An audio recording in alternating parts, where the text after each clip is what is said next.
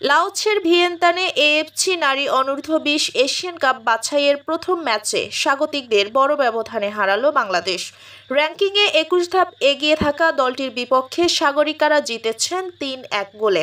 জাতীয় দলের দুই ফরোয়ার্ড মোসাম্মদ সাগরিকা ও মুনকি আক্তারের চমকে লাওসের বিপক্ষে জয় দিয়ে এএফসি নারী অনূর্ধ্ব-20 এশিয়ান কাপের বাছাই পর্ব শুরু করেছে বাংলাদেশ।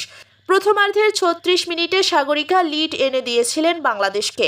শান্তি মার্ডির কর্নারে চমৎকার হেডে গোল করেন তিনি। প্রথমার্ধে বাংলাদেশ 1-0 গোলে এগিয়েছিল। এরপর দ্বিতীয়ার্ধে 58 মিনিটে ব্যবধান দ্বিগুণ হয় মুনকি আক্তারের দর্শনীয় গোলে। তৃষ্ণার পাস থেকে বক্সের ভেতরে লাওসের এক ডিফেন্ডারকে ডস দিয়ে গোলরক্ষক ও প্রথম পোস্টের মাঝ দিয়ে মুনকি বল ঠেলে দেন জালে। ইনজুরির সময়ে গোল হয়েছে দুটি। প্রথম মিনিটে বাংলাদেশের ডিফেন্ডারদের দুর্বলতায় লাওস গোল করে ব্যবধান 2-1 করে।